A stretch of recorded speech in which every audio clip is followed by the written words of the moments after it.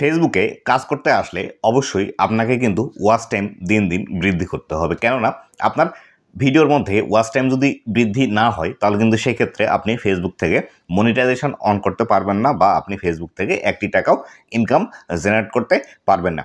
ফেসবুকের যে মনিটাইজেশন টুলসটি আছে ইনস্টিম অ্যাড, এটি অন করার জন্য অবশ্যই কিন্তু আপনাকে ফেসবুকের যে ক্রাইটেরিয়াগুলো আছে অবশ্যই কিন্তু সেটি আপনাকে মিট করতে হবে। যেমন ধরুন 5000 ফলোয়ার এবং 60,000 মিনিট ওয়াচ টাইম। তো বন্ধুরা, আপনাদের যাদের ওয়াচ টাইম একদমই বাড়ে না, বা আপনারা যারা ওয়াচ টাইম বাড়াতে পারছেন না, তাদের জন্য আজকের এই ভিডিওটি খুবই গুরুত্বপূর্ণ ভিডিও হতে চলেছে। কেননা আজকের এই ভিডিওটিতে আমি আলোচনা করব কিভাবে আপনি আপনার ভিডিওর মধ্যে দ্রুত ওয়াচ টাইম ইনক্রিজ করতে পারবেন এবং দ্রুত ওয়াচ টাইম ইনক্রিজ করে আপনার ফেসবুক পেজটি মনিটাইজ করে ফেসবুক থেকে ইনকাম জেনারেট করতে। তো বন্ধুরা, ভিডিওটি শুরু করার আগে ছোট্ট একটি রিকোয়েস্ট, চ্যানেলে নতুন হয়ে থাকলে অবশ্যই চ্যানেলটি সাবস্ক্রাইব করে দিবেন। ফেসবুক পেজ থেকে দেখলে অবশ্যই ফেসবুক পেজটি ফলো করে দিবেন, যাতে করে ভবিষ্যতে ফেসবুক রিলেটেড এমন আরও ইনফরমেটিভ কন্টেন্টগুলো আপনারা পেতে থাকেন। তো বন্ধুরা, আমি আজকের এই ভিডিওটিতে 5টি টিপসের কথা উল্লেখ করব। এই 5টি টিপস আপনি যদি আপনার ফেসবুক পেজের মধ্যে অ্যাপ্লাই করেন তাহলে সেই ক্ষেত্রে দ্রুত আপনার ফেসবুক পেজের মধ্যে ওয়াচ টাইমগুলো গেইন হতে শুরু করবে এবং আপনি কিন্তু খুব দ্রুতই আপনার ফেসবুক পেজটি মনিটাইজেশন করে নিতে পারবেন। তো বন্ধুরা, ওয়াচ টাইম বৃদ্ধি করার প্রথম যে টিপসটি আছে সেটি হলো র ভিডিও। তো বন্ধুরা, র ভিডিও কি, এই বিষয়টি সম্পর্কে আপনাদেরকে বিস্তারিত ধারণা দেওয়ার চেষ্টা করি। দেখুন, আমরা যখন একটি ভিডিও শ্যুট করি সেই ভিডিওটির চারিপাশে যে অবস্থাগুলো থাকে, বা সেই ভিডিওটি শ্যুট করার সময় চারিদিকে যে ঘটনাগুলো ঘটে থাকে, এই ঘটনাসহই যে ভিডিওগুলো আমরা ফেসবুকের মধ্যে পাবলিশ করে থাকি, এটিকেই র ভিডিও বলা হয়ে থাকে।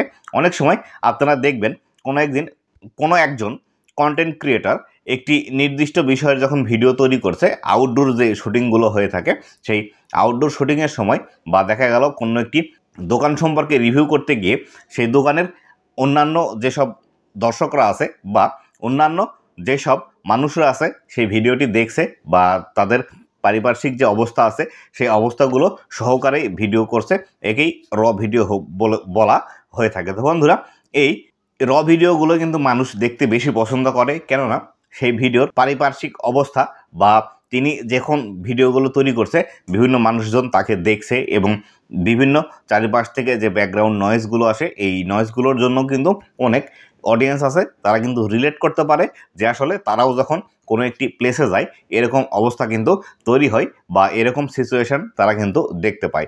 এই পরিপ্রেক্ষিতেই এই র ভিডিওগুলো কিন্তু দেখতে পছন্দ করে বেশি মানুষ। এর পাশাপাশি আমরা অনেক সময় ফেসবুকের মধ্যে যখন ভিডিও দেখি তখন দেখবেন ভিডিওগুলো আগে শ্যুট করা এবং পরবর্তীতে সেই ভিডিওগুলোতে কিন্তু ভয়েস দেয়।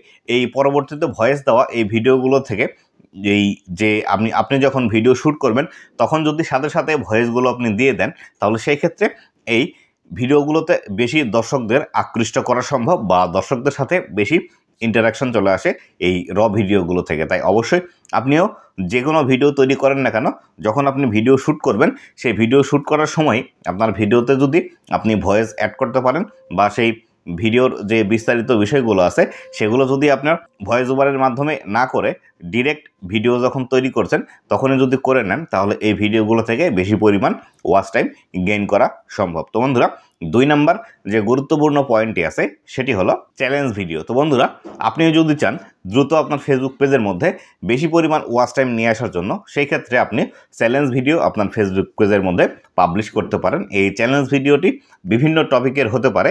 আপনি যে বিষয়টি নিয়ে ভিডিও তৈরি করেছেন সেই বিষয়ের মধ্যে কোনটি নিয়ে আপনাকে চ্যালেঞ্জ ভিডিও তৈরি করতে হবে সেটি কিন্তু আপনাকে খুঁজে বের করতে হবে। আপনি যদি আপনার টপিকের নির্দিষ্ট বিষয়গুলো নিয়ে চ্যালেঞ্জ ভিডিও তৈরি করেন তাহলে সেই ক্ষেত্রে আপনার এই ভিডিওগুলোর মধ্যে হিউজ পরিমাণ ভিউজ আসবে, এবং নতুন নতুন যারা দর্শক আছে তাদের সাথে কিন্তু ইন্টারাকশান আপনার বৃদ্ধি পাবে। এই চ্যালেঞ্জ ভিডিওর ক্ষেত্রে আপনার যদি কোনো নির্দিষ্ট টপিক না থাকে, আপনি সবেমাত্র শুরু করতে চাচ্ছেন ফেসবুকের মধ্যে, তাহলে সেই ক্ষেত্রে আপনি বিভিন্ন ফিটনেস টিপস নিয়ে ভিডিও তৈরি করতে পারেন। যেমন ধরুন, আপনার ওজন বেশি আছে, আপনি চাচ্ছেন আপনার ওজনটি আগামী 100 দিনের মধ্যে কমিয়ে নিয়ে আসতে।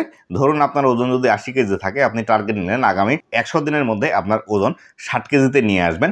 এই যে চ্যালেঞ্জ হবে, প্রতিদিন যে আপনি ওয়ার্কআউট করবেন, বা প্রতিদিন যে ব্যায়াম করবেন, বা নির্দিষ্ট যে নিয়মকানুনগুলো মেনে চলবেন, এই সম্পূর্ণ বিষয়গুলো মেনটেন করার মাধ্যমে আপনি কিন্তু ভিডিও তৈরি করতে হবে। এক্ষেত্রে আপনি যদি প্রতিদিন একটি করে রিলস ভিডিও এবং একটি করে বড় ভিডিও তৈরি করেন এবং সেগুলো যদি ফেসবুকের মধ্যে পাবলিশ করেন, তাহলে এই ভিডিওগুলো থেকে আপনি কিন্তু বেশি পরিমাণ দর্শকদের ইন্টারাকশান পাবেন এবং সেখান থেকে আপনি কিন্তু আরও বেশি পরিমাণ আপনার দর্শকদেরকে আকৃষ্ট করতে পারবেন এবং বেশি পরিমাণ দর্শকদেরকে যখন আকৃষ্ট করতে পারবেন তখন কিন্তু আপনার এই ভিডিওগুলোর সাথে বেশি পরিমাণ দর্শক থেকে যাবে এবং আপনার যে ইন্ড রেজাল্ট বা আপনি সর্বশেষে আপনার যে টার্গেটটি নিয়েছিলেন সেই টার্গেটটি আপনি ফুলফিল করতে পারছেন কিনা এই সম্পূর্ণ বিষয়গুলো দেখার জন্য কিন্তু অনেক অডিয়েন্স আপনার সাথে থাকবে এবং আপনার ভিডিওগুলো প্রতিনিয়ত দেখবে। এমনকি দেখা গেল আপনার যদি মাঝখান থেকে ভিডিও দেখে বা আপনার যদি 100 দিন চ্যালেঞ্জ হয়ে থাকে, সেই ক্ষেত্রে 50 দিন অথবা 40 দিন অথবা 30 দিনের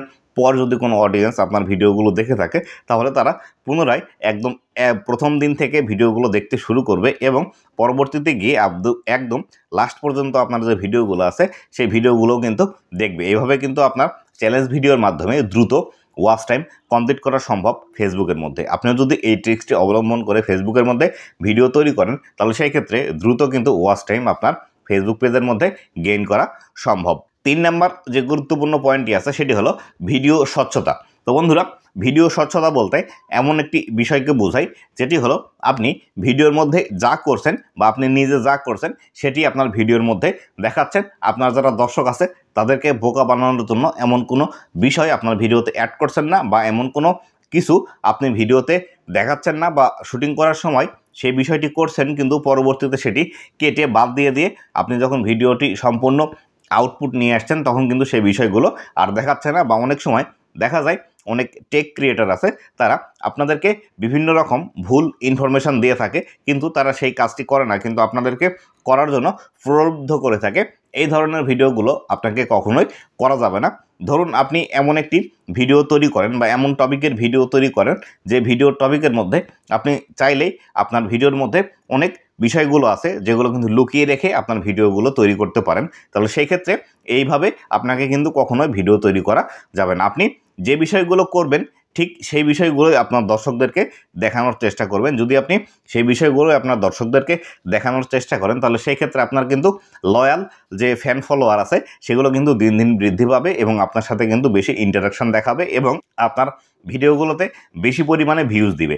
এভাবে কিন্তু আপনি আপনার ভিডিওর মধ্যে স্বচ্ছতা বজায় রেখে আপনার দর্শকদের সাথে আরও বেশি পরিমাণ কানেক্টেড হতে পারবেন। 4 নাম্বার যে গুরুত্বপূর্ণ বিষয়টি আছে সেটি হলো রিপিটেটিভ ভিডিও। তো বন্ধুরা, আপনি যদি ফেসবুকের মধ্যে বেশি পরিমাণে ওয়াচ টাইম নিয়ে আসতে চান, তাহলে সেই ক্ষেত্রে অবশ্যই আপনাকে রিপিটেটিভ ভিডিও অবশ্যই তৈরি করতে হবে ফেসবুকের মধ্যে। আপনি যদি ফেসবুকের মধ্যে রিপিটেটিভ ভিডিও তৈরি না করেন, তাহলে সেই ক্ষেত্রে আপনার ফেসবুক পেজের মধ্যে বেশি পরিমাণে ভিউজ বা ওয়াচ টাইম কিন্তু নিয়ে আসা সম্ভব নয়। যেমন ধরুন আপনি সচরাচর ভিডিও পাবলিশ করলে আপনার ভিডিওতে 500, 1000 বা 2000 ভিউজ আসে, কিন্তু একটি ভিডিও আপনি পাবলিশ করেছেন সেই ভিডিওতে হঠাৎ করে 10,000 বা 20,000 ভিউজ চলে এসেছে, তাহলে সেই ক্ষেত্রে অবশ্যই যে ভিডিওতে 10,000 ভিউজ চলে আসলো এই ভিডিওর যে টপিকটি আছে এই টপিকটি ধরে আপনাকে প্রতিনিয়ত ভিডিও তৈরি করতে হবে। এক্ষেত্রে আপনি প্রতি 3 দিন পর পর অথবা 1 সপ্তাহ পর পর সেই টপিকটি নিয়ে আপনার চ্যানেলের মধ্যে আপনি কিন্তু ভিডিও পাবলিশ করতে পারেন।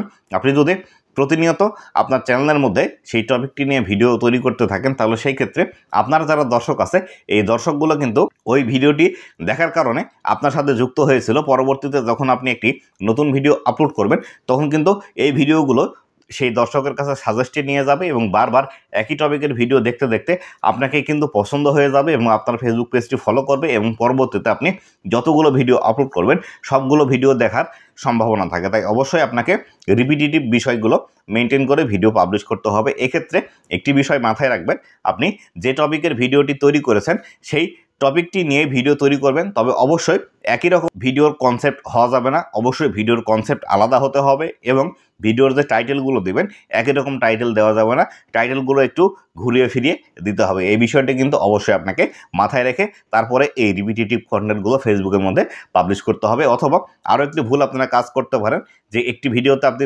ভিউজ বেশি নিয়ে এসেছেন সেই ভিডিওই পুনরায় আবার ফেসবুকের মধ্যে আপলোড করা, এই কাজটি করা যাবে না।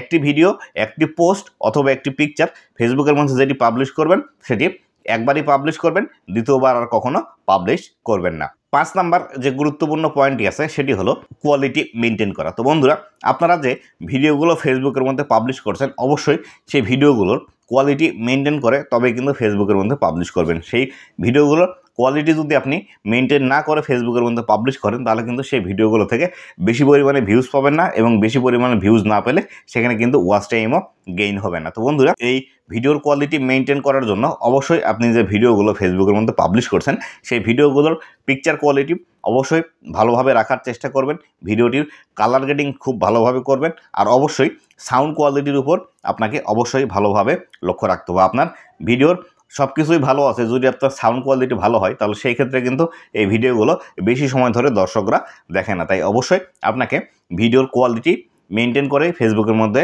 ভিডিওগুলো পাবলিশ করতে হবে, তবে কিন্তু আপনি বেশি পরিমাণ ওয়াচ টাইম এখান থেকে গেইন করতে পারবেন, নতুবা কিন্তু আপনার ভিডিও থেকে কখনোই ওয়াচ টাইম আসবে না। তো বন্ধুরা, এই 5টি টিপস আপনি যদি অবলম্বন করে ফেসবুকের মধ্যে কাজ করেন, তাহলে সেই ক্ষেত্রে আপনি কখনোই আপনার ভিডিওগুলো থেকে কিন্তু ভিউজ না আসা হবে না, বা বরঞ্চ আপনার ভিডিওতে যে ভিউজগুলো আসতো, এই 5টি টিপস অবলম্বন করলে আপনার ভিডিওতে আরও দুগুণ পরিমাণে ভিউজ আসবে, এবং আপনি আরও দ্বিগুণ পরিমাণে ওয়াচ টাইম এখান থেকে গেইন করতে পারবেন। তো বন্ধুরা, এই ছিল আজকের ভিডিওটি কেমন লেগেছে অবশ্যই জানাবেন, এবং ভবিষ্যতে আর কোন বিষয়ের ভিডিও আপনাদেরকে দিলে বেশি উপকার হবে সেটিও আমাকে কমেন্ট করে জানিয়ে দিতে পারেন। আপনাদের সেই ডেডিকেটেড বিষয়ের ভিডিওটি বানিয়ে উপহার দেওয়ার চেষ্টা করব। তো বন্ধুরা, ভালো থাকবেন, সুস্থ থাকবেন, আবারও দেখা হবে নতুন কোনো ভিডিওতে। ধন্যবাদ সবাইকে।